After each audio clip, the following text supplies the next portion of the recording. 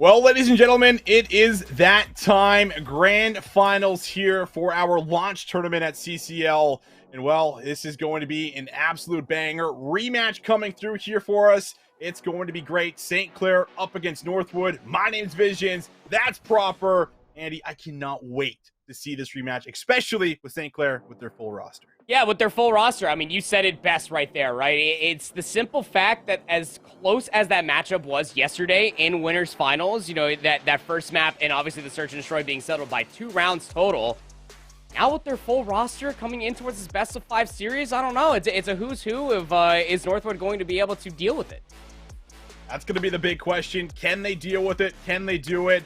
We'll have to see, but I think we can take a look at least at how we've gotten here. This upper bracket has just been incredible. We got through most of that yesterday, and then, of course, we've been mainly on board with this lower bracket. But just to take a look at the journey here, Northwood, I mean, they've been as consistent as ever. You take a look, 3-0, 3-0, 3-0. They've been sitting in this grand final for quite a while. Now, I will say that matchup they did play yesterday in that winners final, Andy, was fairly close in those first 2 maps, and St. Clair played them, pretty decent for the most part with not having, all 4 members. Yeah, absolutely. I mean, that's where you were really able to see just how strong both Priestley and Brandon were able to play off of one another as well. Not to mention other substitutes were really holding up. I mean, you could just tell that the St. Clair camp is just all very reliant off of each other. Their fundamentals are very strong, but we could sit here and talk about it all day long. There's a reason why Northwood have... I wouldn't necessarily say have breezed through the tournament, but they have only had 3-0s through the entirety of the launch open. Only 3-0s, and I mean, that does speak volume. I mean, no matter how close the maps are, it's the fact they're closing them, they're dictating the pacing, and they're often just beating down their opponents. And we did see that at least when we did get to map 3. It was a little bit more convincing for the most part. So we'll have to see if Northwood University can keep that trend going. But the good news is that St. Clair have looked really good. And I think even better, Andy, is the fact that in a couple of their S&D games, they've actually been able to close out round 11s. And when you win as a team like that, and you go the distance, and you have to win, it's do or die, and you're able to overcome that not once but twice in a best of 5. I feel like that really is going to do wonders for just the team chemistry, the vibes, everything coming into the grand final. Yeah, it's a phrase that we've kind of said about St. Clair a lot when it comes down to their search and destroy. Decisive is certainly a word that comes to mind. They always stick to the game plan. They always load into every single round, matter the map for search and destroy, and they understand what they need to be doing. Their tacks, their nades, seemingly always on point, specifically when we go back and we really dissect that Mercado Las Almas map 2 between St. Clair and Full Sail in the lower finals matchup that we just got done covering for ourselves. And honestly speaking, you're going to need all of that plus some more. Every single bag of tricks that you have learned from yourself, whether it's collegiate scrims or even on your own playing S&D 8s, whatever may have you. You're going to need it all of your St. Clair going up against the best of the best that we have here in CCL of Northwood. Absolutely. Well, it'd be great if we could take a look at the map set now and see exactly what we have kind of coming up for you guys. And, well, we're going to be kicking it off on Crown Raceway, and this could be actually really good news for St. Clair because they have played this now at least a couple of times, and they have looked, solid here and there. They don't win it the last time they play, but they still keep things decently close. Yesterday, they had a pretty dominating win on it for the most part, and, I mean, when you look at players, on this Northwood roster like Bank and such that have been playing in Challengers, they've just notably not been playing this one a ton. So maybe that's kind of your slight edge in this first best of 5 because reminder, there is 2 best of 5s they're going to have to cut through in order to win this championship. I'm actually going through all of my notes from even yesterday as well. I think that St. Clair, as many times as they've played Crown Raceway Hardpoint, they've actually lost it every single time. 250 to 187 versus UT Chattanooga. That was the map 3 that forced out the map 4, of which they were able to win. And then they went up. Where was their next one? I think it was actually the one that was just played as well. But yeah, I mean, Crown Raceway. Exactly. They won yesterday, did not? No. I thought they were gassing Priestley because he was putting up Oh no, he was beaming for sure, and Priestley as well. I mean, you even remember that 250 to 192 that they just lost versus Full Sail Armada in lower finals.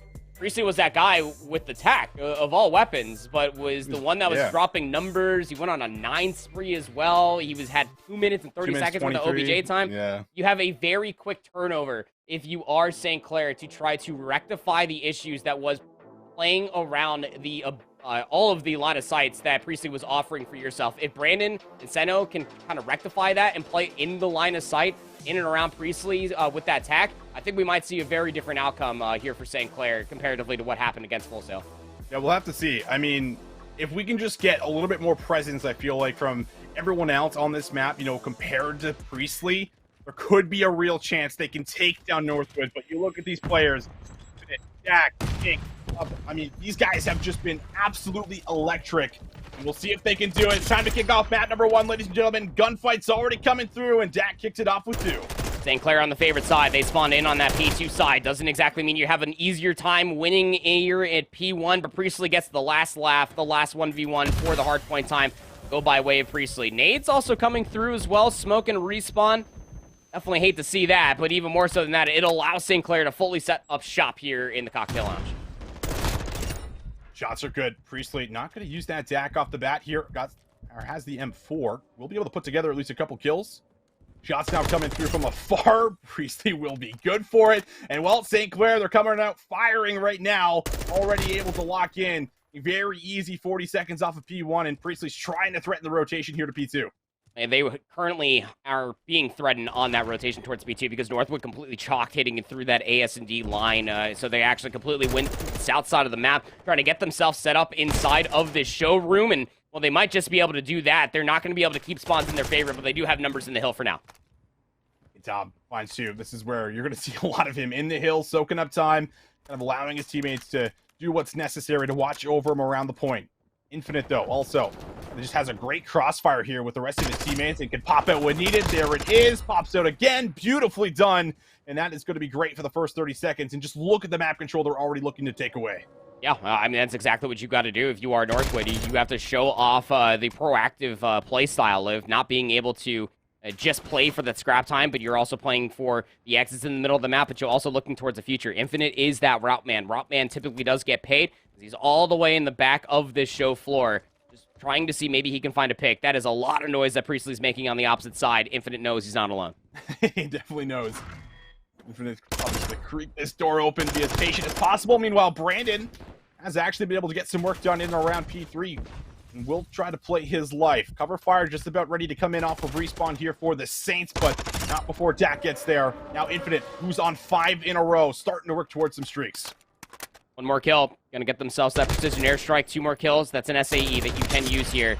Big shots. Headshot onto Brandon. That'll be at least the precision airstrike. That is a 6-kill streak here for Infinite. Just zoning away the entirety of this lane while his teammates soak up some time. Infinite just looking for kill number 7. There it is. And, well, UI bug, I have to imagine, but should have some streaks available for some of the more open hills. Not that there's too many of them, but you can use them on 1 or 2. And now we'll see if he can maybe keep the spree going. From beyond 7, work into the back, and, again, take out some of these ARs who are posting up. And he's just reading them like a book. Kill number 8's good. Infinite is just going absolutely AWOL over here. Double weapon setup as well. And you talked about how it's very difficult to be able to find value with the streaks, but even if this doesn't find all the kills, the precision airstrike is going to funnel them inside of this building. There we go. Streak comes through. We'll be able to find 1. Oh, takes out a teammate, but that kind of makes up for it. Finds Bendy. No one's going to be on the hill at the moment, but Infinite looking to move back through. Catches some bad timing. Spree will end, and Priestley and Brandon together are able to find 3, and they can now force their way into the hill. Yep, 2 players that really showed up versus Northwood yesterday show up here when it was absolutely necessary. 26 seconds remaining here in this hard point before we rotate towards the final hard point in this first set. Well, it seems that Northwood are actually trying to utilize these last 2 players that are pushed up to kind of make St. Clair feel a little bit uncomfortable battling for the scrap time while the other 3 players are trying to hoof it across the map ahead of the rotation for 5. Good shots. Priestley going to make sure that scrap time does go the way of the Saints, and, well, that's going to bring us to just about a tied game, down by about 10 or so. So not too bad based off of how those kind of P2 to P3s had went for us. But Ink and Dak, good awareness. We'll be able to catch 2 on this rotation. Granted, from afar, Hurricane will be pulled out. Won't really find a whole lot of value there. And now look at the widespread kind of pushed out through either side of the map right now. If you actually meant to pull out the Hurricane, I have not seen much of that weapon at all outside of, like, pub lobbies. And even if then, it's still a joke. So, I mean, we'll see what Brandon continues to use. If it's going to be the Hurricane, I'm not too sure. But Priestley's heating up now over by P5 on a 4 spree, 11-5. And keep in mind, he's not over here alone. Sano's also zoning players away inside a white room. Brandon watching this cross, Bink knowing that likely somebody could be close by. First one good. Second one even better. Brandon able to get out with his life, and mid-map is on lock, at least for that second. But we start to already move over to P1. But all things considered, Andy, we look back and all the hard points. St. Clair maybe had a little bit of a rough P2, P3, but they respond and they retake the lead, going back into the reset of the hills. Yeah, they completely bounced back off of that precision airstrike that got called in over by 4, and then thanks to Priestley's spree that he's still on, by the way, they were able to generate a lot of time on P5, keeping this just about a dead even game. Inside of the cocktail lounge, though, Northwood Esports, they are all set up. Nades really shrugging Brandon off, and the channel comes through. Good communication there. Last one up going to be Seno, but he's going to have to kind of hold on to his life for a second, wait for his teammates to get here. Priestley does a good job opening up one through mid. Now you have to deal with everyone inside the point. Seno being chased down here completely. Dak's not going to let him get away for free, but it might cost them. The setup kind of falls apart because of it, and that means that Saints are able to get in and now get some time back for themselves. You're okay to concede this 20 seconds. It might mean that a lead swap will occur, but look at Infinite again. Route is getting paid currently. He's already behind enemy lines, but it's being actually scouted out. Off screen, Seno finds a 2-piece. That'll keep spawns at least secure. You would think so, but you didn't end up finding Infinite until it was too late. The spawns are in the back here for P2. You got 2 players back here for Northwood. You need to deal with Saints. What a moment here for the Saints. Priestley still trying to keep this spree going, but A-Top will shut him down. Now, this is where he kind of found a huge amount of his kills last time, locking down hill time for Northwood Esports, but everybody on the prowl here for St. Clair Saints. Take a look at this spawn. Infinite just spawned right here, and that's going to be a freebie that he's able to pick up. Looks for the second, and oh my goodness, the gift of the spawn might have just saved them the break from the side. Now they can hold on, stack up in the hill. First 30 seconds have already been good. I need to pull out a whiteboard to really break down how that spawn actually occurred. It's very tough to be able to block that entirety of the P2 spawn until you actually get towards that one car that is being at least looked at parallel to this current hard point. So Northwood kind of manipulating the map on the east side of the mini-map. Currently Infinite in a 1v1 for the scrap time will win it versus Bendy. So 10 seconds will be conceded. The lead grows to 40+. 240 plus, and it just feels like Northwood at P2 have been relentless. That's where a huge amount of their points have come from. Now we'll see if they can do what they did last time on P3. K-Top, first one in will be good. M4 picked up, but he is under fire. Nades coming out. He's got his teammates kind of all in behind these windows in white room. See if Brandon can kind of keep him down. But either way, the Saints are just eating nades, eating tacticals, you name it. But Brandon pops up, keeps himself on the spree, and tries to stay alive. This is where you need to start bouncing back. Great crossfires are being set up here inside a white room. They are doing a great job. Are the Saints reading where the Timberwolves are currently coming from? What a read from Dak as well into the back to deal with Bendy. That will keep the hardpoint neutral for the time being. You still have numbers for both teams. Honestly, get closer towards his hardpoint, but so long as Northwood keep touching it, they keep threading it, that's going to keep the Saints on edge. Sure will. 191 to 143. It's just the P2, P3s have just been so stellar here, and the St. Clair Saints just cannot break in. Big puts himself on 4. We haven't seen too much of him so far in this game, but this could maybe be his moment to start shining and shining bright. Over 200 points will be Northwood, and they are still winning rotations right now, Andy. They're already across the map anew. They're hunkered down over here as well. Look at the spawns as well. Nobody from the Saints could get across the map quickly enough to maybe try to block these spawns and make these players feel trapped. You gotta deal with Infinite on the staircase. He finds 2. Bink with the Semtex will take down Priestley. Now you got players in towards the back. The Saints have flipped the spawns marginally for the time being, but Northwood aren't spawning too far out. This is 3 hills in a row where the Saints just have not found a solid break, and Infinite just piecing them up just like we saw last time. 6 in a row for the man, trying to maybe add some more streaks in. It won't happen, but look at how close Northwood is to closing this game out. Saints would have to get in and get in now. Dak is snapping and transferring beautifully. Brandon gets the trade, but there is still a chance for Infinite to get in here and close it out. Does he read the back? Oh. Yes, he does. Infinite gets 2. 5 seconds needed. Bink hops on the hill. And well, that should do it, unless we actually get a big play from Seto, and we will. We'll see one more, but no one from St. Clair's there. You gotta go. Player number 6 is Priestley. You gotta start going. 2 more seconds. Can't get there in time. Northwood have built themselves the buffer, the lead off of P2 all the way through the middle of the map to P5 there at the very end. 250 to 160. Playing absolutely lights out to no one's real surprise. I mean, when you're thinking about the players that are on the roster for Northwood, it's almost what we do expect. You know, Infinite going on these massive sprees. Dak absolutely snapping. The young buck is crazy on the sticks. This all works out. It is a solid plan that just gets absolutely executed as Northwood walk away with map 1. I can't wait to see that scoreboard again, because I just saw 24 kills coming through for one of the players, and 23 were non-traded. I think that was Infinite. That was Infinite. 23 were non-traded kills right there, Andy. I mean, someone's got to trade the guy, right? Like, if you're gonna get any kind of map control, you gotta trade this man. But he is apparently untradeable. My goodness, that is just one crazy stat line here.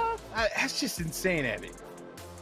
Almost 300 damage per hill. I mean, just shortly behind him was Dak, but keep in mind, Dak was also running an M4 in attack the entire time. Yeah. So, wow. I mean, Priestley really gave it a good old scholar's try. 21 and 16, you know, 16 non-traded kills. These are respectable numbers with about 2,200 damage. It just was not being reciprocated on the entirety of the map. You know, these were a lot of straight kills where we're seeing, you know, Brandon, Bendy, Seno, Priestley, all of the Saints just popping off within the kill feed. These are stray gunfights that they are winning, nowhere really near the objective. And that honestly does get truly conveyed through the majority of these stats. I mean, the team shots for the Saints are great. The objective kills are that much better.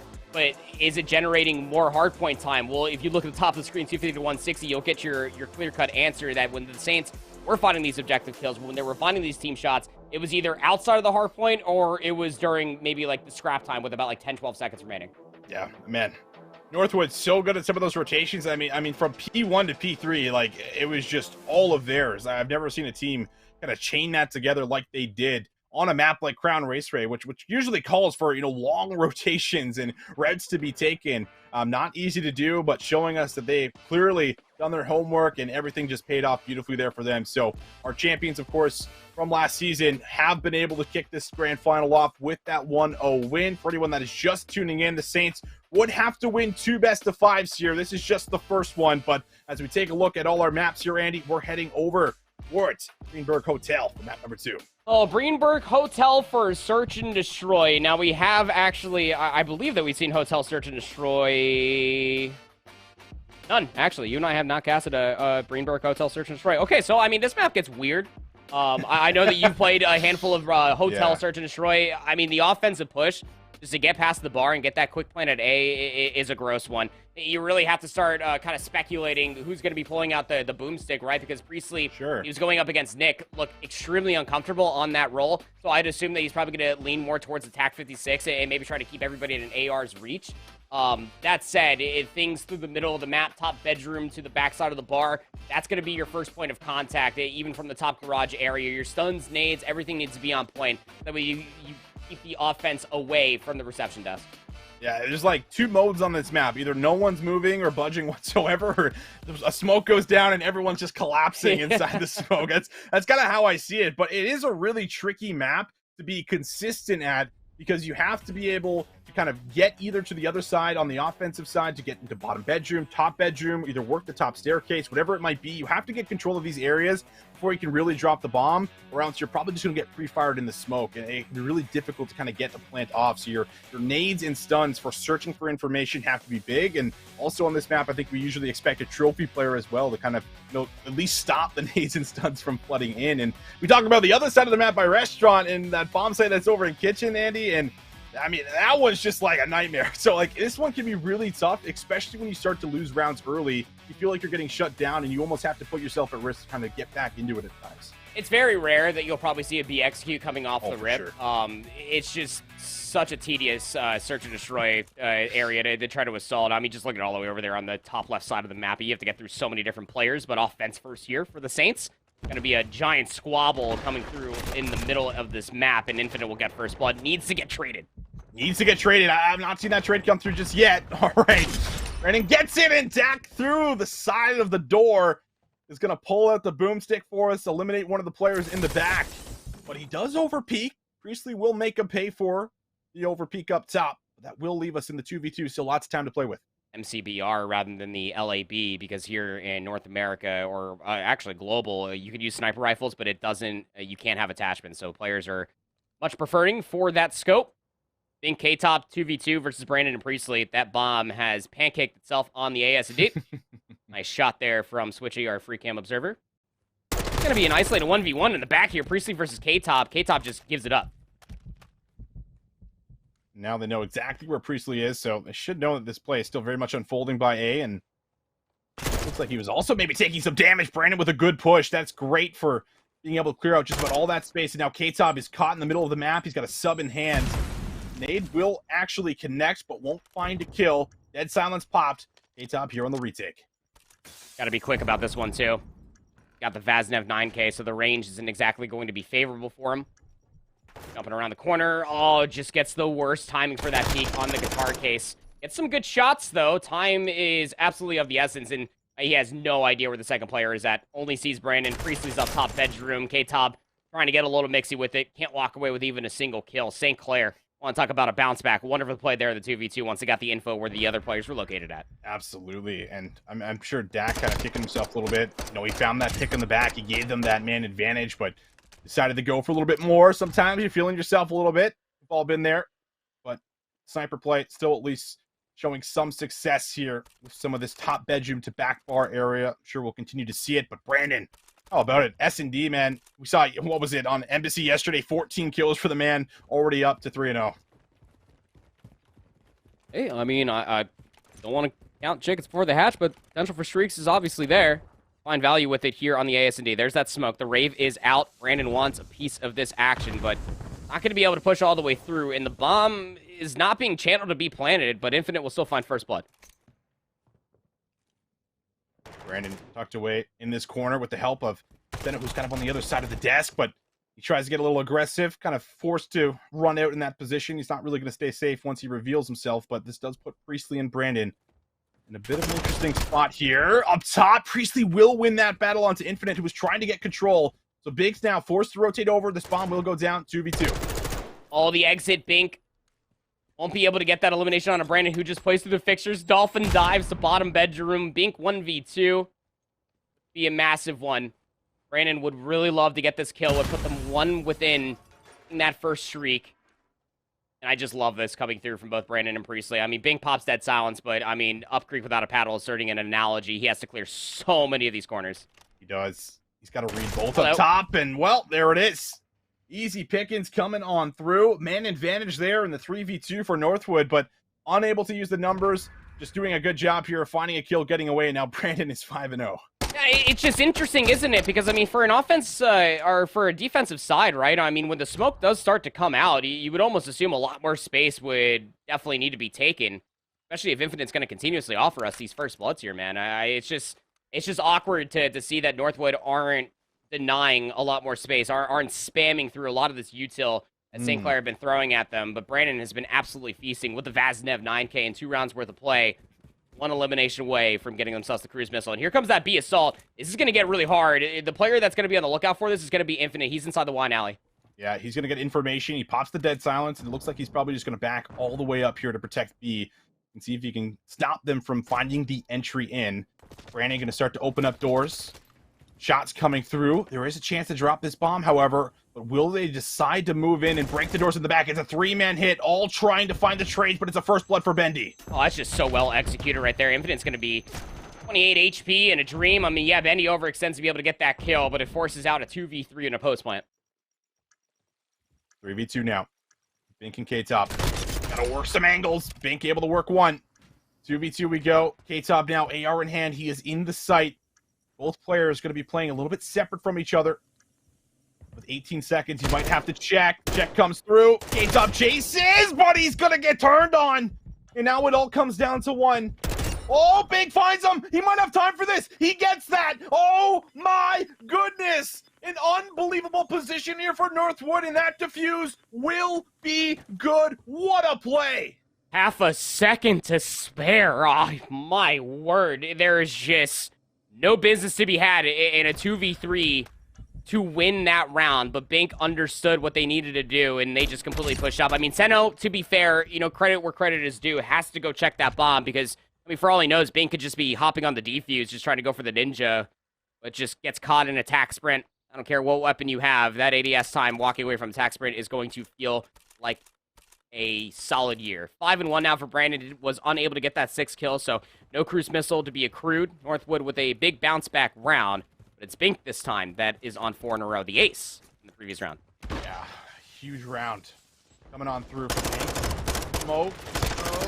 Oh, no auto aim. Oh, Bendy gets 2. How does he get 2 from that position? I do not know, but the pressure continues. Oh my God, it just trades back and forth. Brandon takes out his teammate. And while 25 seconds in, Bink's in another 1v situation. Just needs 2 here. Honestly, if you lose this round but you get the shrieks, that would be just fine and dandy. You're on offense, so Bink feels the issue that they need to press up, and through the main lobby, we'll end up at least seeing 1 player. Now he has a double weapon setup. A lot of work to be had. Nowhere close to getting dead silence, but still a lot of time left in this round, Austin. Yeah, a lot of time to work with here. You can just see how both players are playing fairly separate at the moment, but I'd have to assume Bendy just got dead silence. He's hitting a route through the back. Bink's going to try to go for this plant. And if he can find another 1v2, we get really close to Shrieks here as well. Go for this post plant, though, if you are Bink. He also pops dead silence. And he actually pushes it all the way into the bottom side of the bedroom. That is a crazy call right there. Does not know where Bendy's located at. Is he going to expect that he's already past the bar? What a play from Bink. I love this play from Bink, and he snaps! Oh my goodness! Bink is just unkillable. 1v2s, 1v1s, he'll deliver. I was just saying, I mean, if he can somehow walk away with the 2 kills, that is going to be a colossal W, but getting the round win as well? He got the ace, and then he comes back for another 1v2? I mean, Bink is just that guy, man, let me tell you. It's 6 kills in a row. Gets himself that precision airstrike, which is very difficult to find value with, sure, here on Greenberg Hotel, but across that AS&D, oh man, that thing just might become a Michael Bay film if you're not careful. And listen, when we were watching these 2 play yesterday, I know it wasn't the same roster, but we saw a lot of these clutch plays happening. And we have to wonder how it's going to affect St. Clair. It's not going to slow them down, that's for sure. They've just hit out the couches. And well, K-Top will end up dropping. Dak going to back all the way up here, but oh, he just doesn't peek too far.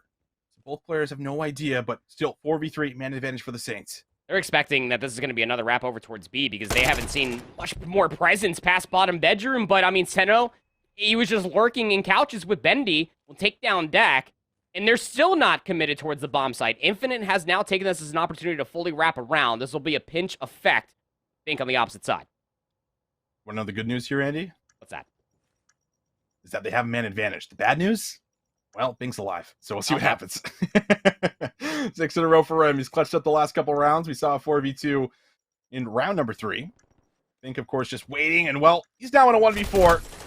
And it's a lot to ask for yet another clutch out of the man. So finally, with a nice little creative play from the Saints, kind of moving in towards the couches, will work out for a first blood as well as a second. Yeah, it's just the timing didn't exactly work out for both Bink and Infinite, did it? Because, I mean, Infinite had already popped dead silence on the opposite side of the map. You can see that Bink was just laying prone in the top garage area. It was just waiting for their dead silence to be popped and potentially just to fly out from top bedroom. But was not the case. Infinite gets snuffed out. Bink tries to move up, but the moment that they stand up with the boots on ground, that is a very loud sound cue that gets capitalized on. The Saints, able to stop the Bink massacre that was the previous 2 rounds, will take that 1-round lead. First bloods have just been beautiful here for the Saints. Stun nade comes out. Maybe looking at a fast plant, but not the case. Infinite up top, though. He's already clearing up quite a bit of space here, so they should very well know that, hey, listen, nobody kind of up top in and around this area. They got to be playing through mid, and they got to be playing through the flank. But you know, he loves to do this play. Loves to try to get aggressive into a great spot here, and he's going to find Infinite for yet another first blood. Can't get away. Bink gets the trade. But it was standstill here at 3v3. They should be more than aware that bottom side of bedroom could very much so still be a threat. But look at Bendy in this position. That silence has fully dissipated. The door, K-Top gets the gunny up. What a read. Big read. Brandon, though, gets one back. And now, down to a 1v2. Brandon, one of the better S&D players. He's going to be red. And if you win that one, I'll scream for you, Brandon. But Northwood finally find themselves in a comfortable position to win a round. Almost had, like, shades of, like, Gavutu. Like, on top of the LST, you can climb that ladder. Get up over. Get the pistol out. Yeah. I think you can do it in this game. You can. No, absolutely. It's oh, man, that would have been silly. The pistols are very strong in this game, too. And I'm surprised that we haven't seen more of that. But, and yeah, just the L trigger, that much better coming through from Dak. A-top as well. I mean, what a read. Just to know that their flank was not secure. I mean, the second that door becomes ajar, it rips that player asunder. So, even Stevens, all square through 6 rounds worth of play. This offensive round is brought to you by aggression over by the AS&D, thanks to the Saints. It sure is. Nades come out. Bendy's found a lot of success in this area. Infinite just tucked away in the corner. Bink has also found a second, and finally, feels like this is one of the first rounds. First blood has gone the way of Northwood, as well as a second to follow it up. Brandon and Seno got to try to make something happen, but it's just Seno, and he's just invested his dead silence. Yeah, this is going to be really tough.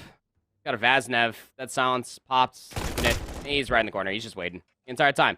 And that's some of the aggression that we were kind of talking about. What makes Greenberg Hotel, the ASL to the bomb site, just a little weird. Sure. Is that when you get that smoke to come out over by the reception counter, you get players that try to push into the bottom side of a bedroom, and more often than not, there's going to either be a defensive player, top bedroom, top garage, or in this time around, in Dak's case, as well as Infinite, they're trying to cycle out in and out of bottom bedroom, just waiting for that aggressive push to come all the way through.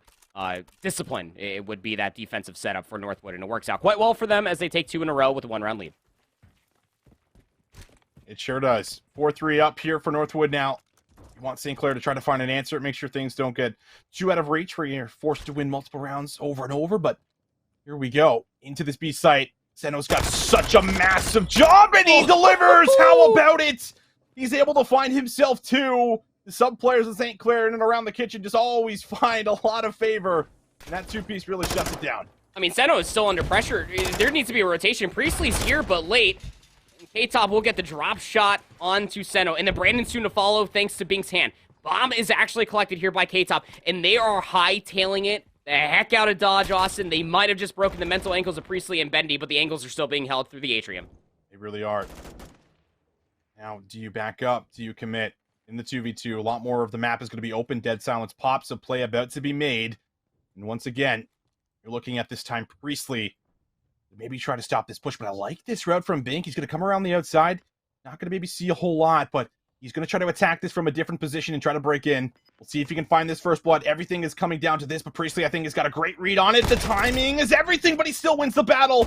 And now it's a 1v1. K-Top takes it, and he should be able to get this bomb down. Bendy, a little bit slow off the roll, is actually taking this as an opportunity to come through Y. Now he's going to come through L, but the timing's not going to be good. K-Top's just going to play in a 1-for-1 position so they can check the bomb here at Pantry. 1v1. Such a huge round here for the Saints to make sure they do not go down 5-3. Bendy trying to tie it up, and well, the timing might just work. Oh, K-Top, is he going to peek back and expect this right here?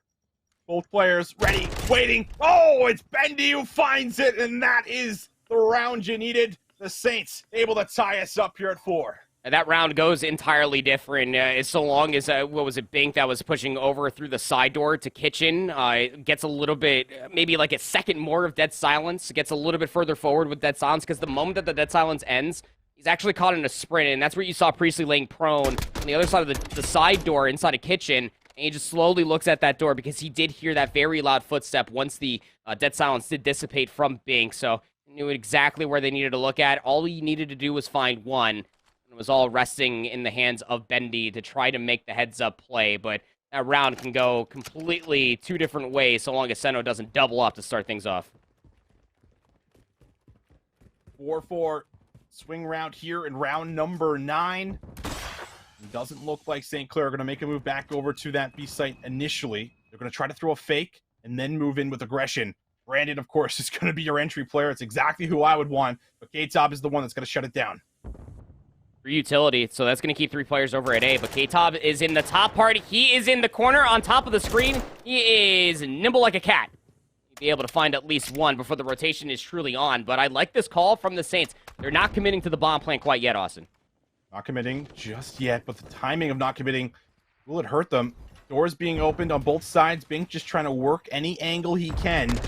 Oh, he's going to find the planter. Bink looking for the second over the top. Shots are good. Will there be a trade? Dak has not made a move. No immediate trade, but in the back, Seno now has been allowed to kind of make the route play, and St. Clair, they're able to work it and hold on to that push, and they will go up 5-4. Take that map point here for the St. Clair Saints, who almost have shades of what we saw from Mercado Las Almas out of these guys, huh? Is that they throw their utility, one of which the utility was actually a smoke grenade, probably making everybody from Northwood assume that they're probably going to hit that aggressive route in bottom bedroom. Not the case at all. The Semtex, the smoke grenade, it was a bait, and they all just fully flood in through Pantry in towards the BS and D site. They get that first pick, that trade, if you will. And they kind of hesitate to drop that bomb, expecting for one of those doors to blast on open, but still a round win nonetheless. Map point, Bendy on 4. Northwood trying to make a fast play, but they've already lost 2. They've lost Infinite. They've lost Bink. Trying to make some aggressive plays and some aggressive peeks through mid will be punished. And, well, that really does slow you down. You're looking at now player 7, Dak. You feel like he's got to do something magical up top. That silence. It's going to start running out. Vaznev, 9K. Well, it's just going to have to rest up top here now. Probably won't see another dead silence charge come through from Dak. This really all has to come down to K-Top. He has so much to clear just to try to get towards his bomb site. Oh, it doesn't check his right. Brandon's going to punish him. And, well, Dak would have to pull off something unbelievable. Probably one of the better plays that we've seen this entire weekend. 30 seconds, 4 players. No one's challenging. No one's peeking. Everybody's playing very tight. And there it is. 2 kills end up coming down low for Brandon. St. Clair showing us that they have just done so much work in S&D. They showed us creativity here, Andy, and it pays off. 6-4 will be the victory here for them to tie us up. Again, you know, disciplined is just one of the very, very many words that we can use when we're talking about this team for St. Clair. You know, they're decisive is another word that we could also use, and a word that we did use coming into this Greenberg Hotel map number 2, because, I mean, look, clearly these guys are talking to one another before the round even starts, and they completely execute on the plan at hand. You know, even if it comes down to them 3 players stacking going into bottom bedroom, they'll go down together, but they're committed to the play. What really did it for me as well is just, again, as you were saying, the creativity from these guys out of St. Clair, just to completely call Northwood's bluff, to see if the Bay play would honestly work, throwing both the smoke and the Semtex top bedroom and to cover the entirety of the reception area, and then quickly rotate over towards the restaurant and the kitchen bomb site, which is absolutely so cool to see St. Clair to tie up the series 1 apiece. Yeah, I absolutely loved it, man. Just the couch play as well, just double hitting couches, kind of pausing and waiting and just forcing, you know, the defenders to just question what's happening on the map. We have to go searching for information. So really do like it. You can see it again at 6-4. We take a look at the scoreboard here. Bink pulled off some unreal clutches, and that's what kind of led to the big 10 kills he was able to put up, but just about right across the board. Bendy, huge with 10 kills. Brandon right behind him with some incredible entries coming on in with 8 kills, and you can really see the difference between non-traded kills here for a lot of the St. Clair members using that teamwork here, Andy. Most importantly as well, I mean, you look at the First Bloods and how 6 of those First Bloods are on 2 players, both Seno and Bendy. Bendy by way of longer lines of sight, and then Seno playing that Vaznev role, actually 2-2 setup entirely through the majority of that Greenberg Hotel map number 2, coupling that along with Brandon's normal standout play with SMG. But it was the constant lurking around corners and certain fixtures through the entirety of the map that really did it for me, with Seno in particular, just making sure that, hey, I have dead silence, so instead of holding the same position, I'm going to use dead silence not to fully push them, but to get myself to this further position. That's the forward way of thinking for a submachine gun that you need to have on your team when it comes down to search and destroy on that map. Certainly do.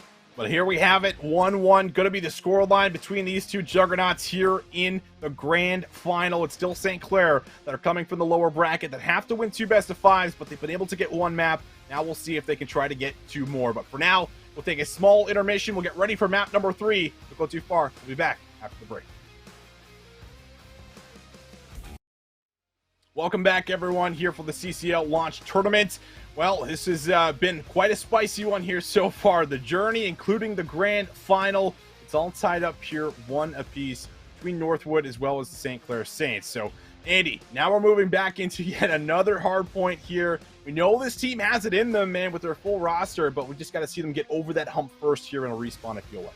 And it's Mercado Los Almas is going to be map number 3. You want to talk about a map mode combination that could either completely go your way, or you could either end up seeing it completely slip through your fingers like grains of sand. No further than this 7 hardpoint map or map number 3. It'll be very interesting to see so long as St. Clair can continue on with that pace being set from individuals like both Brandon, Seno, and Priestley at certain moments of time. It'll continuously keep Northwood on their toes. Now, all of that said, we also have to tip it to what Northwood is offering for themselves, is that Bink and Infinite in that first map of Crown Raceway for Hardpoint were absolutely, I mean, they were all over the place. They just were completely belittling St. Clair. St. Clair were struggling to even get set up into a Hardpoint. Yeah, no, they absolutely were, and I think that is definitely one of the big keys. The other thing I think I'm really looking at least for St. Clair, compared to what we got in the map number 1, is just making sure they're better in between hills, because we saw, at least on Crown Raceway, and I know this one's a little up in the air because it's not officially, in the rotation per se, so there maybe isn't as many reps, but that said, it felt like there were too many hills being chained together from Northwood, and that really did come down to the way they manipulated the map, the way they were playing off of each other and watching crosses, so that has to change going into Mercado, because these are maps where you're kind of trading massive hill times back and forth, and if you're getting broken on kind of that first attempt, or you're losing rotation while also losing the back 30, that's where you're going to really fall behind to a team like Northwood. Oh, absolutely. And you want to talk about a map that you can still somehow find value in chaining hills together just by having that one rogue player just constantly running routes. That's infinite, for Northwood. that was constantly just running those routes, making sure that the spawns were always being manipulated as well in Northwood's favor. It just always felt like that they had an overwhelming impression amount of numbers for a lot of these hardpoints before the hardpoint even does pop as well. And it's something that obviously St. Clair need to be aware of. You need to always be looking towards the future. Winning gunfights inside the hill itself obviously is a good thing to have for yourself, but you want to make sure you're getting in those rotations for the initial 20 at the very least. Well, here we go, ladies and gentlemen. St. Clair seeing if they can maybe pull away back-to-back maps. Northwood looking to see if they can put this away in the first best of 5. This would be a great one to try to get yourself up 2-1, but already kills going back and forth. Not a whole lot of time being accumulated on either side, but Infinite just thinking way ahead of P1, saying, listen, you want to focus P1, that's fine. I'm trying to get some early work done to P2, but he will be shut down. Now there's a lot of green in the feed.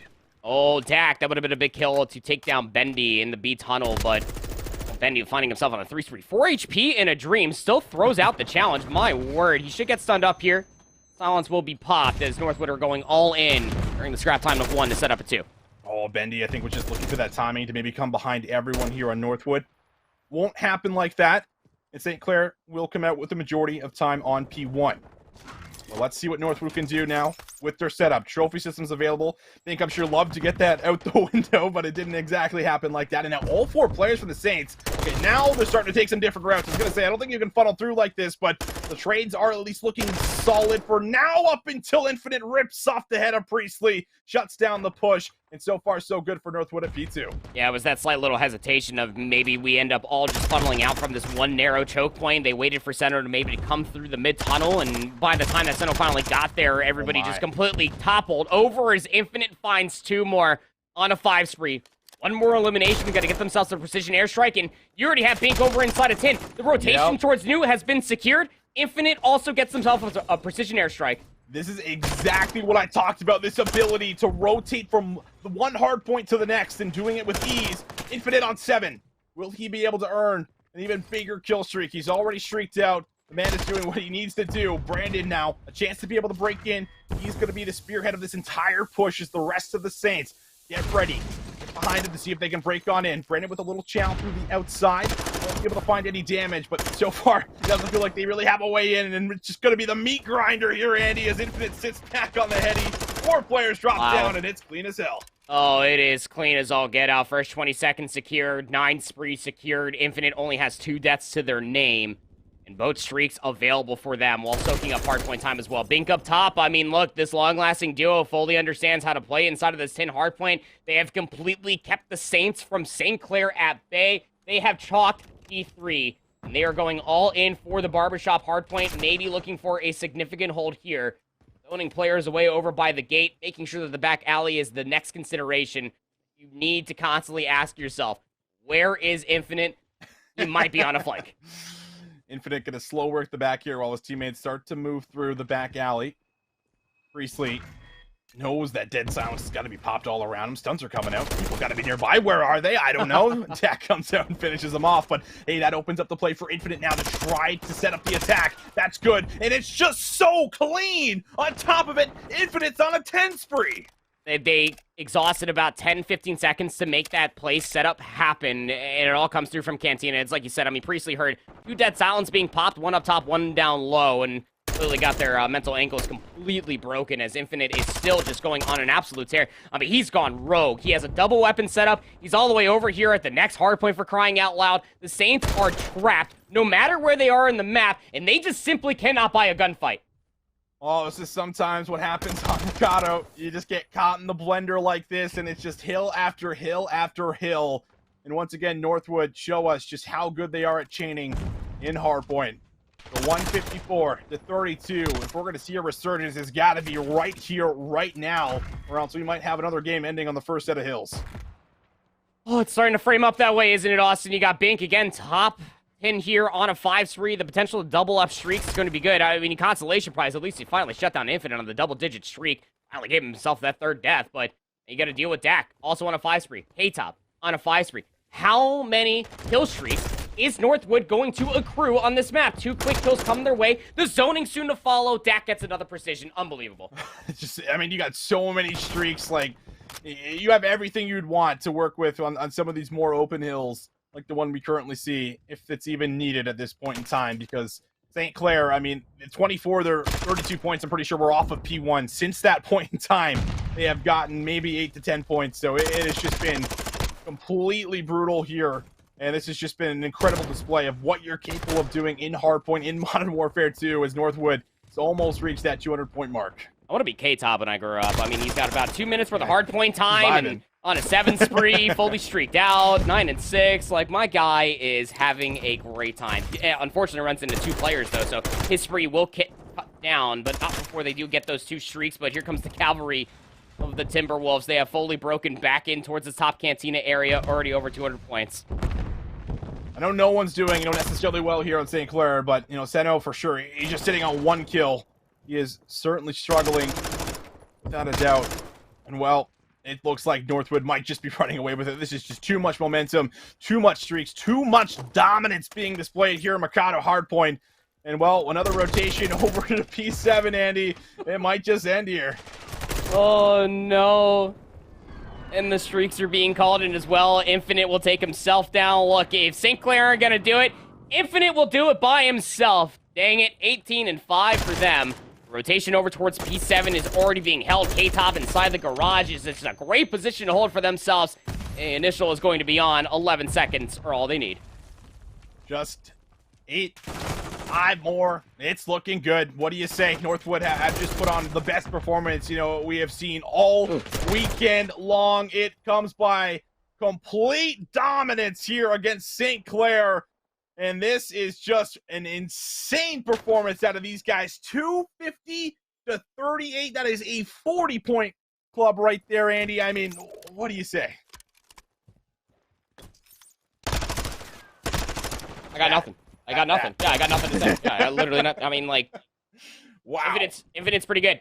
Bink's pretty good. Bink only died 5 times. The only person that went double digits for deaths was Dak. What are we doing? Dak, come on. You can't go double digits in a 40-point club. That's absurd.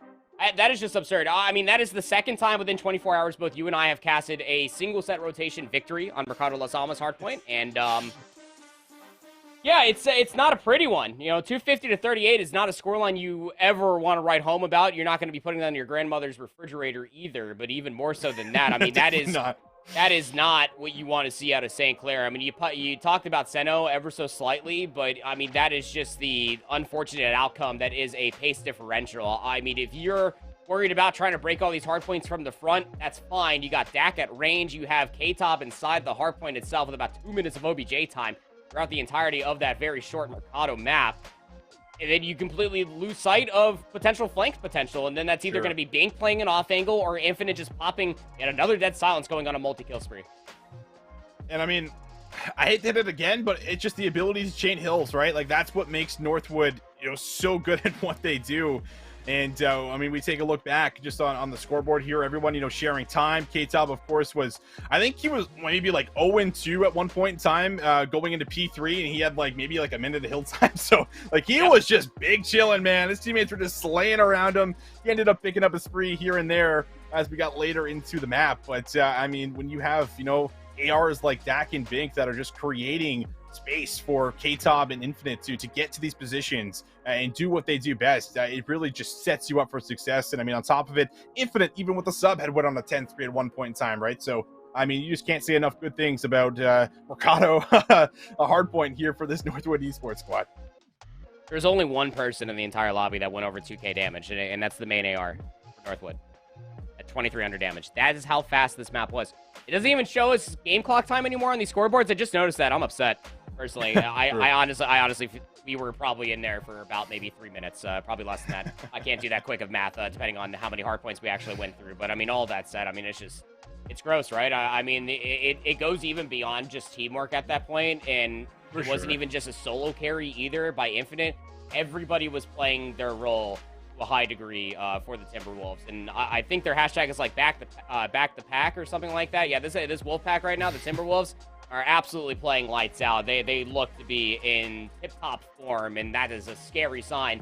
If you are a fan of St. Clair or a student that goes to that school, we got another hard point set up, and map number 4 is going to be Embassy. And you want to talk about yet another map that is going to be basically run around by flanks and timings? Oh, boy. Yeah, that's this map in a nutshell, without a doubt. But, I mean, as much as we're singing the sad song here, you know, for St. Clair, at least in that hard point, you got to look for something to hit the regain here going in towards map number 4. And you just said it, right? Like, we need Priestley to be that guy. To really come out. And I think, you know, like he was playing in the map number 1 on Crown Raceway, he was actually putting up really solid numbers, over 20 kills, still over a minute of hill time. And, you know, you never want to just single someone out and say, you need to do this in order to win. But I think Priestley needs to do something in order to at least get everyone back on the same page and say, okay, like, this is very much possible. We can get this to a map 5. And that's pretty much all I'm saying. I'm saying, guys, if we can just take this map, if we can go to a second search and destroy, we can very much force a bracket reset. I mean, again, always easier said than done, but I mean, that's what you have to be telling yourself in this kind of a situation where you just got 40-point club. You just cannot remember anything about that last map. It happened. It's over with. We can beat these guys in S&D. We just got to get through Embassy, and that comes by way of ARs. And honestly speaking, I mean, map number 5 is Mercado Los Almas, Search and Destroy. That map is really, really good for St. Clair Saints. I was actually really, really singing their praise, and probably will go back and rewatch that map number 2 in lower finals between them and the Armada out of Full Sail. But yeah, I mean, again, you say you just got to kind of wipe the slate clean, walking away from the Mercado Los Almas hardpoint. It's almost what it has to be called for. You know, this is actually the same thing that I talked about with St. Clair going up against Full Sail when they ended up losing the Albagra Fortress, map number 3, and then they lost the Crown Raceway, map number 4. That their composure, this is where things are going to really be kind of put on blast, right? Is that you really need to showcase that you can bounce back from a 40-point club on Mercado Los Almas. You can bounce back and come into Embassy Hardpoint where AAA ARs can absolutely rule the day. Well, it's time to find out if they can in fact do it. We need to see a turnaround. It needs to be cleaner. This P1 Hill, I'm sure we're probably not going to see a whole lot of time come through on it. It's more about getting the setup, trying to take control of high ground. So far, Bink able to get himself at least on the board very early on, and you're just going to see a lot of routes being taken very early on here as well, Andy. Oh, yes, you will. I mean, even before P2 even becomes a thought process, I mean, everybody is trying to jostle for that rotation ahead of new. I mean, K-Top is already over there because, of course, he is. He's such a good teammate, just always making sure he's ready for the OBJ time. But Top PD is being held down by St. Clair, knowing damn well that they cannot overextend themselves, nor give up free gunfights, and that actually allowed K-Top to fully work up Top PD, and now all of St. Clair are reeling. K-Top here, really important position to try to maybe set up a pinch or stop them from having control up top so they can constantly flood through mid-map, but Brandon's able to find him, should be able to play his life, and he will, and while this happens, Northwood are actually kind of able to still get in through the front here. Bink's got some cover fire over Infinite, just to be watching his flank, and the setup is actually holding strong so far. Yep, so far so good, and keep in mind this is actually being held from the front ahead of the rotation towards P3, and that is a great sign if you are a fan of the Timberwolves out of Northwood. Look, also, Saints are spotting so far out that Seto just has to try to hold the line and wait for reinforcements, and reinforcements, my name is Brandon, Priestley, and Bendy. What a big three-piece for the line for themselves. It should be the back 30 seconds at least conceded for Northwood ahead of the AC rotation. All right, so we're starting to see at least some better proactivity. I mean, Bendy does end up dying, but he's trying to go for a fast-track rotation. He's trying to do what Northwood have been doing, moving around the map quicker, getting to better positions to set your team up. But now we'll see if they can in fact do it. Priestley will be red coming up the ladder. No dead silence pop, but it's a double hit that comes through kind of this A bomb site, and they're able to get at least this top control to somewhat fight off the ARs. Oh. Gotta somehow get your nades up here. I mean, the trophy systems are not in play right now for Northwood. No trophy systems to be found. Senno's up close, tries to go for the jump. Chow actually is able to find two on the break. Dak is the only one to find a kill, and that's down low inside of Orange. Trapped in this specific area. St. Clair with a crucial break with ample time remaining here on the hill. This is the Saints we wanted to see, starting to step up, starting to put it together right now. And there's still 30 seconds that could be collected, pending they hold on. Northwood, not gonna let it go over for free. One last hit, coming up top. Priestley has just lined them all up. Oh my! That's a three-piece for Priestley, 4 in a row, and that should solidify the remaining time. 2 more eliminations, gonna get yourself a nice little cruise missile. 3 more, gonna be looking at a potential SAE here for Priestley. All speculation aside, Northwood again have chalked the scrap time, maneuvering their way over towards the upcoming hardpoint here in the PD lobby. You got a lot of players just trapped inside of corners right now, and Brandon doesn't even have to move. I mean, Senno, Bendy, they're finding kills within the feed, sure. The moment that Brandon at least tries to drop down, all he needed to do was find one, and reinforcements have arrived. A little bit faster pace, you feel like it's kind of taking place on the map right now for St. Clair. Now, we're able to find a quick break. Good kill here. Senno, after a really rough last map, has been able to soar into this one with a 7-3 stat line. Much better. Now you can see it. The tight setup is in. They are ready for the next push. Still 30 seconds left here as Northwood start to set up their next attempts. 50-point lead here. 27 seconds remaining. Senno got to keep the gunning up, though. Will end up getting traded by K-Top. And Northwood are basically forced to play for the scrap. I mean, you are down a whole hard point at this point in time. And as we start rotating on over towards Kitchen, it's actually going to be the Saints that are over here first. Northwood are spawning all the way over in the PD parking lot. Not exactly in a close proximity to try to assault this hill early. Priestley up top. Might be hearing footsteps down low. Yes, he does. He knows there's going to be players all over, but Dak's also going to read him up top. So big kill to eliminate him from the high ground. Oh, inside. Dak's going to pull out the sub. One more to challenge, but Senno says no. Will be able to find the double up. 10 and 5 now for him. Bink will show his face for a second, but won't stick around long enough. 3-man hit now. Everyone jumping across. All up to Senno to try to hold the line as they flood on through. He'll get one. Northwood able to find the trade back. And that could honestly be the difference maker. I mean, look at Infinite. Triple negative. 4 and 12 is almost a non-benefactor. You are missing a sufficient amount of slay pressure that Brandon and Senno are picking up on the opposite side. A 3 spree. Give them all 4 in a row. 15 and 7 for Brandon. 140 and counting on up. It's about to be a 100-point difference. Oh, it's looking like a total flip of what just happened in the last map. Brandon, he is here to play. Looking for kill number 5. 3 will be shut down. Benny still playing the back to make sure the scrap time does in fact come through. Now we start looking back over to P1, but this has just been a complete different team here, Andy. Oh, entirely different. I mean, look at just how they're flying through the entirety of this map. I mean, Brandon is double positive, healing himself. Hey, K-Top, what are you doing? Trying to get some hard point time there on 1? I don't care. I'll see you later. 17 and 8 now for Brandon. 11 and 9 for Bendy. And as you already pointed out, Senno has had a massive resurgence from that Mercado Las Almas 40-point club. This is a stark difference between map 3 and 4. Everything that you needed, plus some more if St. Clair want to force a map 5. Northwood trying to soak up what they can around P1, as well as maybe set themselves up for a rotation over to P2. Dak's kind of doing that already up top in PD. He knows, though, players likely to flood on in for him, as St. Clair are going to have that back parking lot spawn right behind P2. But this has actually been pretty decent for as far as P1 goes. I mean, Northwood have been able to get a lot of this time collected for free. K-Top unfortunately turns at the wrong time. Priestley will clear it off, but Dak, he's still getting a lot of work done right now. 5 in a row for him up top. Yeah, he just eats that stun for lunch and just expecting for the challenge to come through because he knew that that player was incredibly weak. But the frag grenade, it is cooked to a medium rare perfection from Brandon. Will take down Dak away from that position. Not to mention how Dak was also on a 5 spree, so the streaks will be put to rest on both different sides. But as you pointed out there, Austin, that was a lot of time that the Timberwolves were able to accrue off of P1, and you almost thought there for a second that Bink was actually able to get themselves in a nice position inside of P2, but the close spawns on the other side of PD, just parallel to the tennis courts, are close at that for the Saints to recontest early. Guns over the top. Dak's got to find a couple of difficult shots. Rip some players off these headies, but not really going to happen. K-Top from afar. My Bendy's feeling himself. Pistol in hand.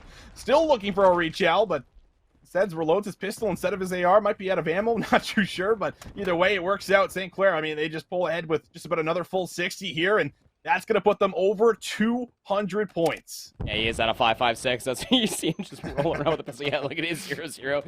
Yeah, go ahead and clear it all with an X12. I mean, this pistol's gross, but going to be a very tough gunfight up top. Look at Dak just holding an off angle on the head glitch. We'll get that first kill for free.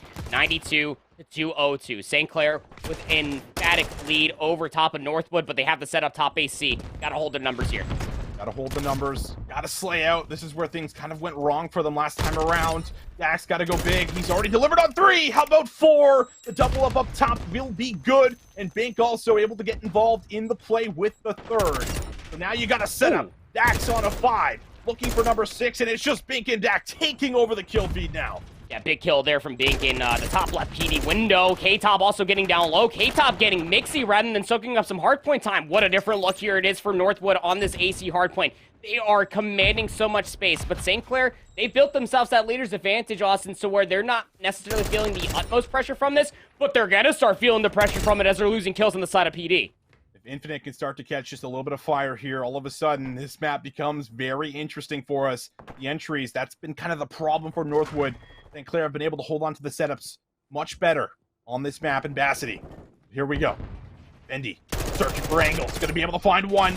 It will be good. Will it be a trade? Yes, Bink is there, trying to just lay prone behind the desk. Everyone finessing angles, but now it's St. Clair working from the back and working from the side. And look at it. Look at the spawns as well. It's like a 50-50 foot race for reinforcements, but I mean, player number 6 of Priestley couldn't even get close to maybe try to recontest this. Also got on the backside of the PD area for the parking lot as well, so that will force St. Clair to spawn all the way on the other side of the map, and Northwood have completely read this almost entirely. Dak is just going to hold this angle, expect for the challenge to come out over on the other side. Players inside the hardpoint, though. Bendy, Seno showing up where it matters the most, but Dak looking for the cleanup duty, needs this kill to come through. K-Top will get the trade, and this Northwood roster is encroaching to 200 points, Austin.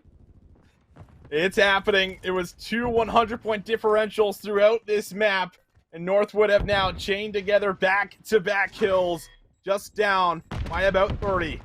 Let's see if they can break in and make some kind of a miracle comeback. Brandon, though, this is really his realm.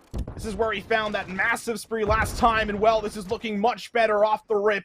St. Clair have been able to clear out just about everyone here from the side, and they're still locking in and accumulating time. 25 points are all you need. Brandon's holding down low on the staircase, saw the door pop open, and he'll take down Dak. Everybody from the Timberwolves reeling, but they need to force their way in. They need this contest. You have to break. You have to break right now. St. Clair, 10 seconds away from a map number 5. Bink knows the pressure is on. He has to go. He's not ready for the prone position.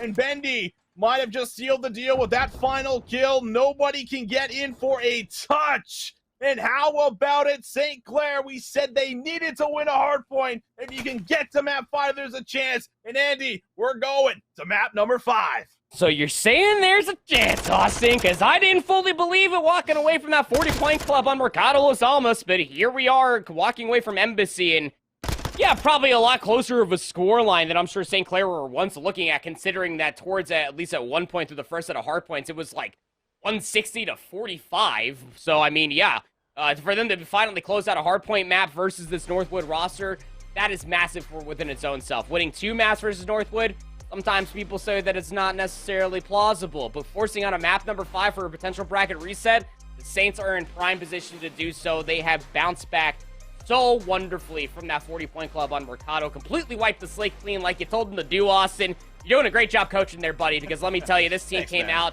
like a bat out of hell, just completely outpacing everybody. Infinite was a non-benefactor through that entire map, which I didn't think I was going to say in this grand finals. Yeah, I mean, I didn't either. Like, he was really shut down. I think he was able to get something going at one point in time, really late around, like, P4. But, I mean, other than that, he was really just not really a factor whatsoever throughout that map. You can see it, 12 and 21. Not to harp on him too much, but when he's usually the one that's finding the entries, he's really dictating that pace in and around the hard point. That's usually when Northwood are finding a lot of their success to set up K-Top to kind of sit in the hill. But St. Clair, everybody getting involved here. And listen, I said that, Priestley kind of had to put on a little bit more of that show that we're used to seeing from him, but Brandon's there, Bendy's there, everybody winning a lot more gunfights this time around to loosen up the pressure for Priestley, make sure everyone's getting involved, and you can see that really take place throughout that entire map, and as well as the objective kills, man, that's also something they were doing a great job of, sitting on the hill, playing tight, and playing those traits. It really does say something that when K-Top has one of the least amount of times on the team, needs to, again, be more proactive. This was pretty prevalent when we were going and we were looking at P3 in the second set. You had Dak up top going on an absolute tangent on a spree.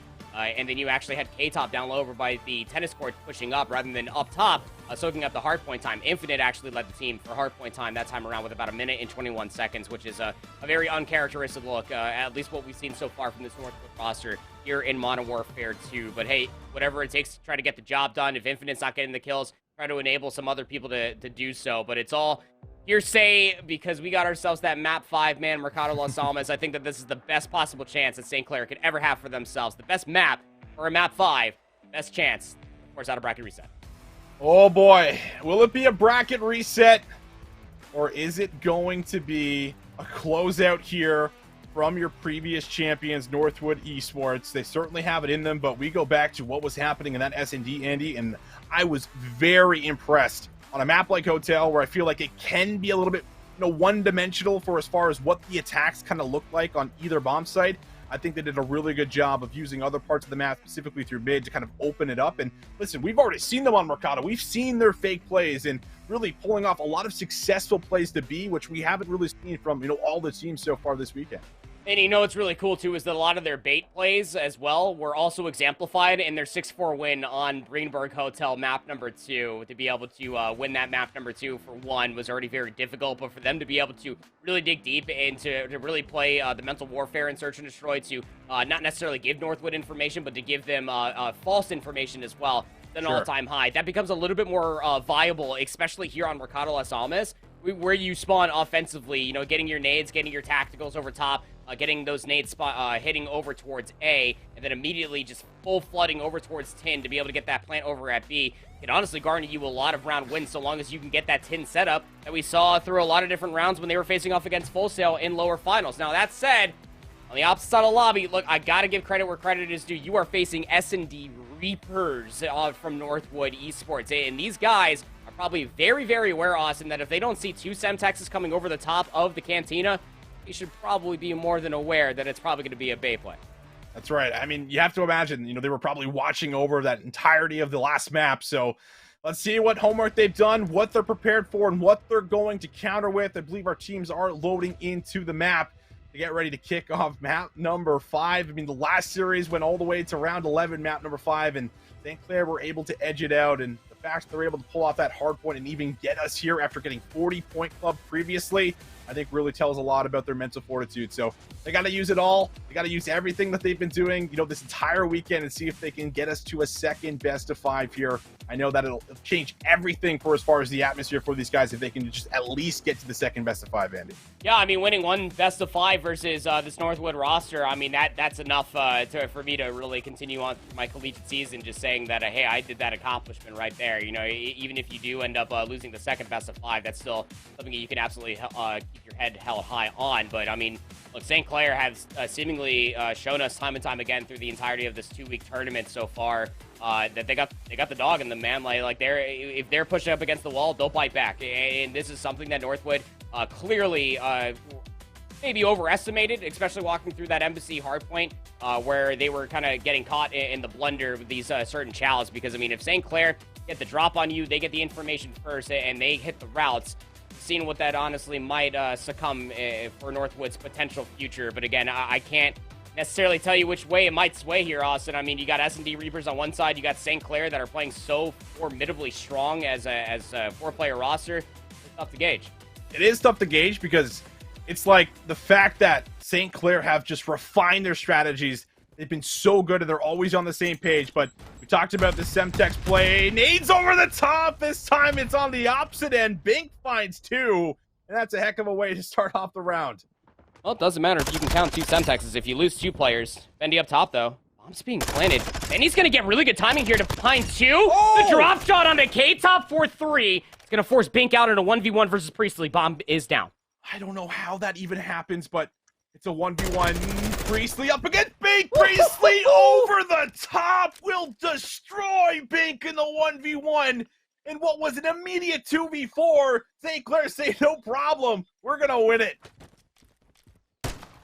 I mean, Bink gets a double kill off of Team Semtexes at the beginning of the round for that.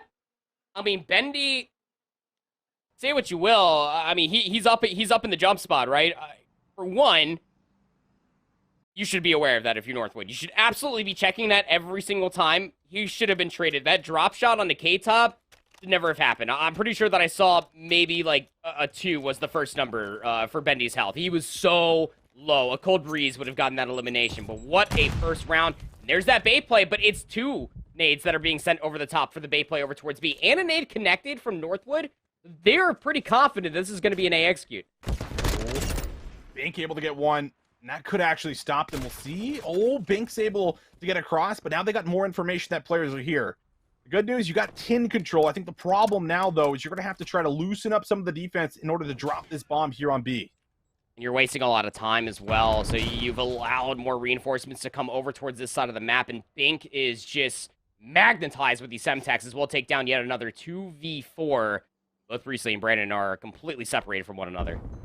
And Bink has gotten every single kill for Northwood so far. No one else is on the board just yet. We'll see if it changes or if this is going to be the Bink just 1v7 here. In the meantime, 30 seconds, as you mentioned, the clock becoming a problem. Last time we saw 2v4, this one should be a lot harder to try and pull off. And you're going to have to start to make moves quick. Stun is going to surely let them know that, hey, they're still here at B. This is where the play is going to unfold. And, I mean, you got to fly out and make plays here very quick.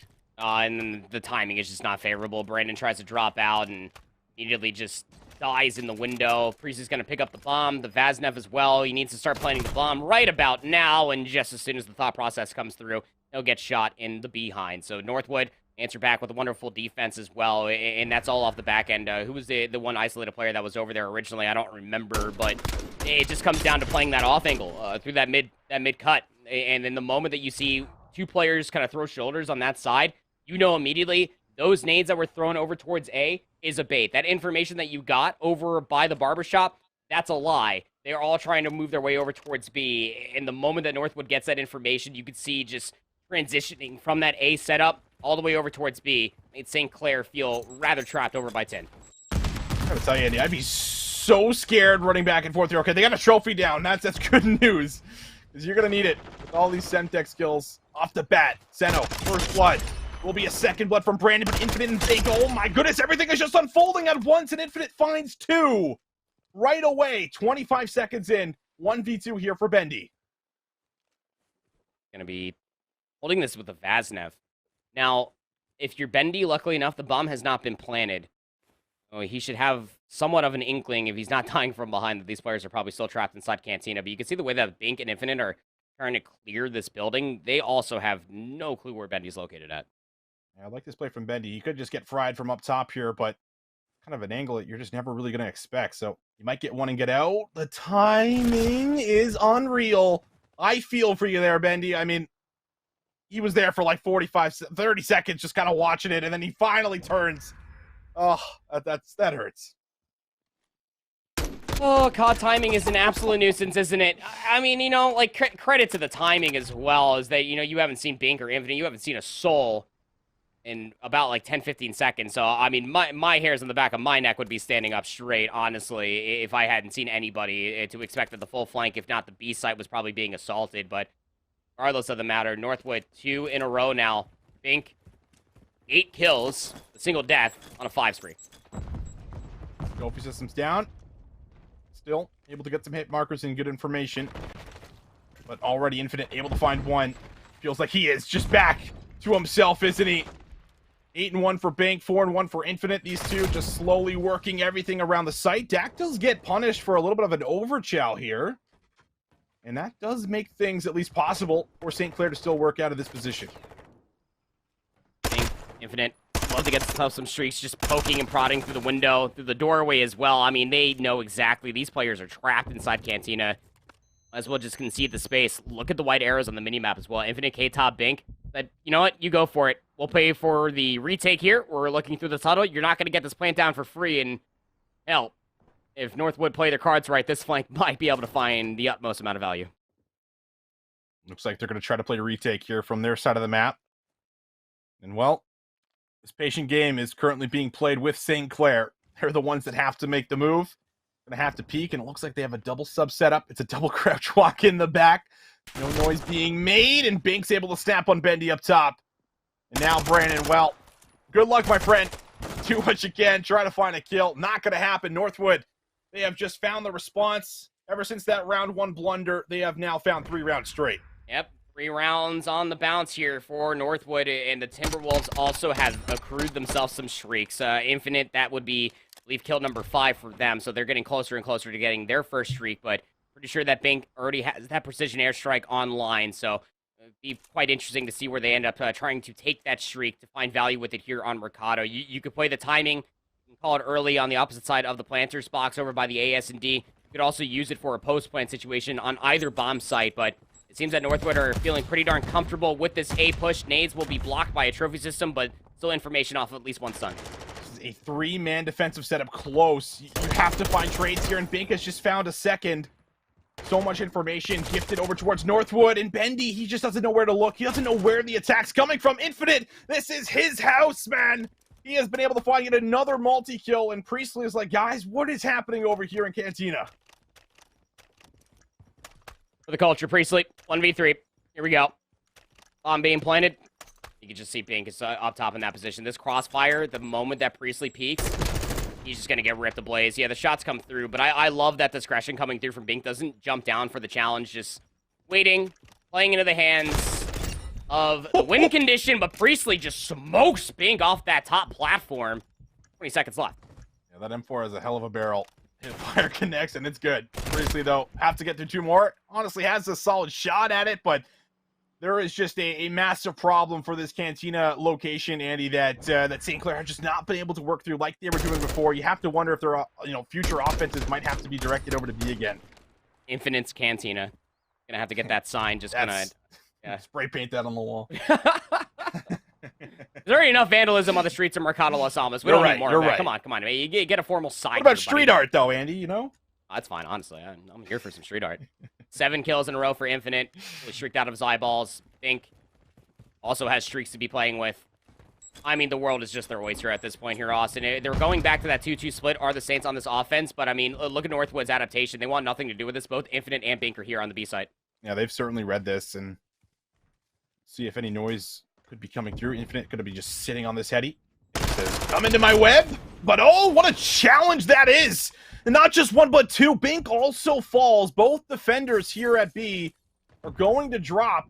St. Clair finally able to get back to some of their roots with these opening strats, and that is a great way to kick off this round. Got yourself a numbers advantage. I feel like that's the first time that we're saying that about the Saints ever since round 1. I'm being planted over at B, but you got to respect that call. It's coming through from K-Top and Dak. Just waiting for that dead silence. Dak is going to pop that. He's going to go for the little railing jump. You're on a little bit of a time limit here, but he does make it all the way through. It's scouted out. Brandon, big kill. K-Top. Oh, good luck, buddy. Godspeed. Yeah. A lot of players there. A lot of players that got through for K-Top. Not a whole lot could be done, but certainly a solid attempt. Either way, I mean, that's kind of exactly what I called for, right? Just St. Clair getting back to kind of their B strat here, Andy, and they do a much better job of baiting and switching inside of 10 and without even losing anybody. Yeah, and all of the shoulders of Senna, it's shades of what we got to see off of their B assault on Greenberg Hotel when Senna just comes flying in through pantry. This time it's all the way inside of 10. That's that help, like you were talking about, the bait and switch, just that good from the Saints to finally, and I mean that in really finally stop the bleeding. They'll bring this back within a 2-round deficit, but here comes back the Timberwolves, their devious way. It's nades over the top. Doesn't look like that St. Clair have this a trophy system down because they want nothing to do with that box. Never even took in. Bink actually has a streak to work with here. So, even better news here for all you Northwood fans. But this time, you can see the respect from St. Clair, not pushing into the building, trying to just maybe watch the site play out, and just dodge these nades and stuns. So certainly a different approach was needed. We'll see if it works out, but it is just pure patience right now. But they're also trapped in here, so Northwood don't have a way out. They must go through. Yeah, look at Brandon. He's essentially all the way inside of the barbershop as well, waiting for the bomb to potentially be coming all the way, be planted here from K-Top. It unbeknownst to the Saints, Infinite's actually taking a very forward approach here on the phone booth. First blood. Down to K-Top. Infinite.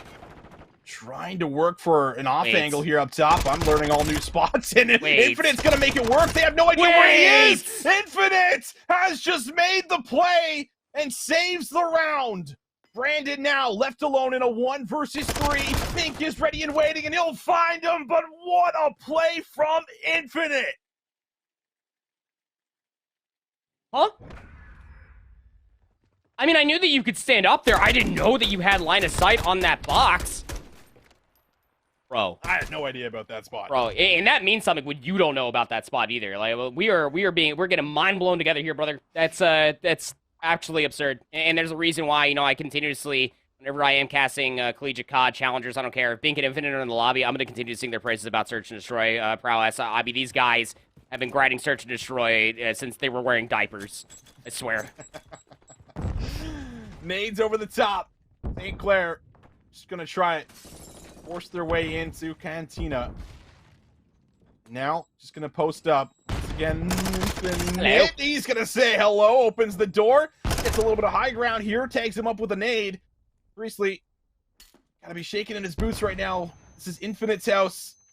He's 10-2. I swear, just about every single kill has been right here in this building. I mean, that stun connects, but there's simply no way that if you come flying in here for Priestley, you're going to expect Infinite on top of the table. The damage is good, but the bait and switch that much better. Good trades.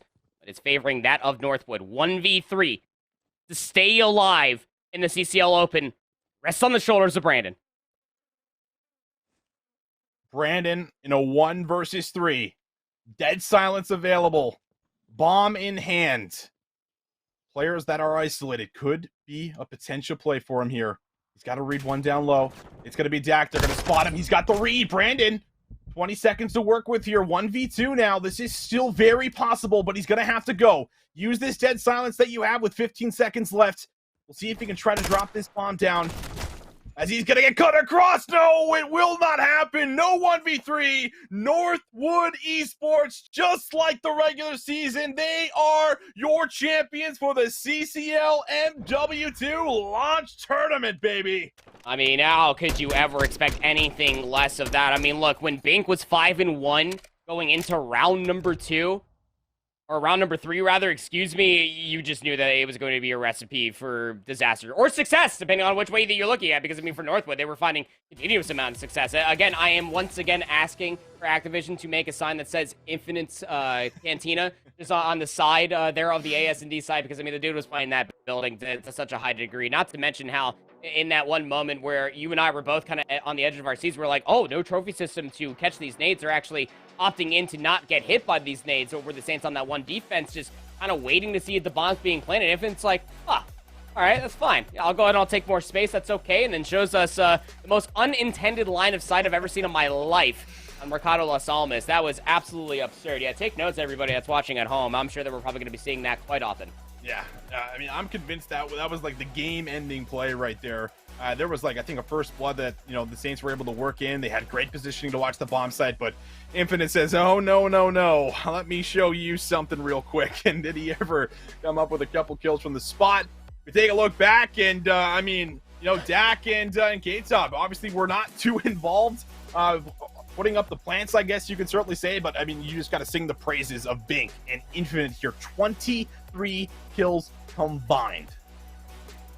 Combine K-Top and Dak's damage, and it doesn't even really equate to even what Bink had. It's just like 23 and 6 between Infinite and Bink. Like, what do you do? I mean, Priestley couldn't move through the map. He's either getting bombarded by nades or he's getting bombarded by 5.56 bullets of an M4. I mean, like, it's just. I'll sit there and, you know, again, I'm always happily to be wrong. It's one of my favorite parts about being a commentator, but this was really St. Clair's best shot to be able to take the best of Northwood. It's like I said, man, these guys, specifically Bink and Infinite, and hell, you can even throw Dak in there too. I don't know too much about K-Top, but I mean, you might as well put him there as well, that been playing Search and Destroy since they were in diapers. They understand all too well. Those bait plays are not going to work on everybody, St. Clair. It worked on Full Sail more often than not. You got away with it on Greenberg Hotel, at least for 2 rounds. But the moment that they don't see that second tack come over, and it's just 2 Semtexes, it clicks in their brain, and they immediately just go reinforce that B site. Once St. Clair couldn't get that B execute anymore, they had no idea what to do. They just completely got caught out trying to jostle for Infinite's Cantina. Infinite's Cantina, baby. Still convinced just about every single kill was in that building, but one more look across all of the maps, of course, and, well, you can see it. It was the 250 to 160 showing us the dominance that this Northwood squad has in the respawns. We went over towards Hotel. That's when the Saints started to bounce back, use a lot of their creativity to their advantage. At number 3, well, that one was short and sweet, 250 to 38. First 40-point club on the year here in the collegiate scene. But then we had an unbelievable bounce back, Andy, from the Saints, 250, 182. So eventually a second S&D, or we'll make sure lightning does not strike twice, and Northwood got the job done in the end on Mercado. Now, obviously, commiserations to St. Clair, but obviously it's still well done. It's like I was saying, to even play Northwood as close as they did when they did lose to them in 3 maps yesterday, you got to be feeling pretty darn comfortable with themselves. To take them to a map 5 and to potentially put themselves in a position to try to bracket reset Northwood, your Vanguard champions, would have been absolutely crazy to see. Our 2 first map 5s, but it all comes down to grand final number 1. No bracket reset required. Northwood, they only lost 2 maps on the entire tournament. Dak, Bink, Infinite, K-Tob, your Modern Warfare 2 launch open champions. My word. Also, I just got to say that picture there of Dak was, I don't know if that's him or what, but just sitting in all the Pepsi cases, just absolutely amazing. But they are, of course, your champions. Huge congratulations to those guys, man. I mean, they were lights out. They were clearly the favorites coming in after the regular season, without a doubt. Winning that one, it's hard to not have those guys as the favorites, obviously, even if there were roster changes. But they're showing us that they still have what it takes to be the champs, to be number 1. Unbelievable stuff from them. Then, of course, over to the other side, St. Clair putting up a heck of a fight here, bouncing back after losing 3-0 to them yesterday, and almost sending us to a second best of 5, but it was not the case. However, we also could not put on this entire tournament without the American Navy. They were a proud sponsor of the entire CCL tournament here for our MW2 launch party. And if you guys are looking for some more information on the Navy, make sure you guys head over to Navy.com. It will feature all kinds of career fields in leading edge areas such as nuclear engineering, special warfare, cryptology, intelligence, and information system management. There are also enlisted career paths and fields that are not widely associated with the Navy, including music, journalism, culinary arts, marketing, and law enforcement. And of course, what we're all here to see, esports. So if you're looking for some more, make sure you guys head over to Navy.com and find out. But Andy, my goodness, it has been so amazing casting with you again. It's been so amazing watching some college COD, man. Give me your closing thoughts of this entire weekend. God, you're so handsome. I don't even know how I made it through this entire broadcast. It's a good thing I didn't, blush and sweat my makeup off my face, man. It's been an absolute pleasure, honestly. I mean, you and I have been grinding Modern Warfare 2, constantly just talking about it behind the scenes with a lot of our other colleagues, producers, casters, and everybody involved when it comes down to Call of Duty as a whole. It's just really awesome to be able to see right now where some of these collegiate teams do currently stand with one another. I think we're going to be in store for a kick-ass year, man. I'm so excited to see all the new names, all the new colleges in for CCL spring season 2023. I'm ready to hibernate, bro. Get me to spring already. Come on. Get me to spring. And, well, we actually got some information on spring and on signups. Right now, registration is open. So if you have not registered your team, or if you're interested in registering your team to see if your college could maybe join the CCL, make sure you guys do head over to collegecod.com. You can also go over to collegecod/news for more information. Registration will close on January 10th. So you have up to January 10th. Try to put the team together and see what you have. See if you have what it takes to kind of go up against the best of the best and have a shot to be on broadcast. Show us your skills. I promise people like us will gas you up. So anyway, thank you so much for watching. We want to give a really big thank you to everyone behind the scenes here at CCL, the production team, observers, directors, everybody, the admins, you name it. They're a huge part of what puts this on and makes this possible for you guys. So once again, thank you. Another big shout out to the American Navy. That is going to do it here for the CCL launch tournament here at MW2. We hope you guys enjoyed, and we'll see you guys on the next one.